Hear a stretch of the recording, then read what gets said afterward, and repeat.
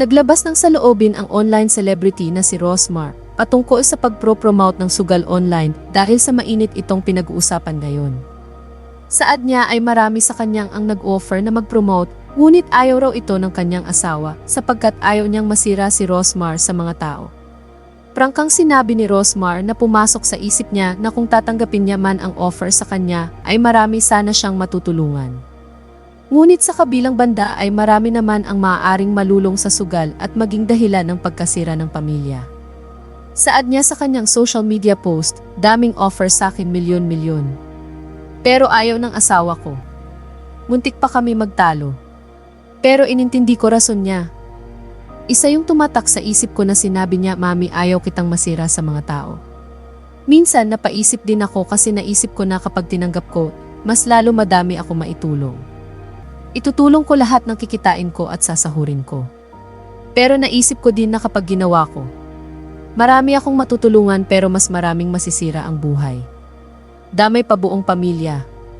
Tapos pwede pa ma-share sa mga kaibigan at katrabaho. Grabe mag-multiply. Nung isang araw meron ulit bagong offer. Pero it's a big no talaga. Di rin naman ako against sa mga tumatanggap ng ganyan, marami din ako friends na ganun. Pero for me, ayoko kalakihan ng mga anak ko na yung nanay nila nagpro-promote ng ganun. Sa huli sinabi ni Rosmar na mas gagamitin niya ang kanyang platform sa magandang pamamaraan gaya paghikayat sa mga kabataan na mag-aral ng mabuti dahil ito ang kayamanang hindi maaalis sa kanila. Pagpapatuloy niya, gagamitin ko ang platform ko para mas makahikayat na mag-aral ang kabataan kasi yun ang kayamanan na kahit kailan di mawawala sa kanila, di makukuha ng sino man ang edukasyon. Kasi ang dami kong supporters na bata. Baka mamaya makasalubong ko sabay sabi sa akin na Ate Paldo. Agwe, sa huli ay nilinaw ni Rosmar na iba-iba ang pag-iisip ng mga kapwa niya influencers at ito ay ang kanya lamang pananaw sa bagay na ito. Kidding aside, I love you all.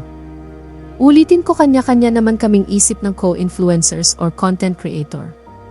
Basta ito ang pananaw ko. Big no. Dagdag pa niya sa comment section ng naturang post, never hahayaan kumita galing sa maruming paraan. Sinang-ayunan naman ng ilang netizens ang naging pahayag na ito ni Rosmar. Anila, wow, I admire you po at ang husband nyo sa panindigan sa mabuting adhikain at mag-impluwensya ng tama at mabuti lang para sa nakararami. Good influencer. Nag-iisip na kung anong nangyari at kapakanan para sa lahat. Salute to you, Rosmar. I really admire you and your husband for saying no sa pag-promote ng sugal. Hindi lahat ng tao may ganyang mindset at concern sa ibang tao na mas maaring maraming malulong sa sugal.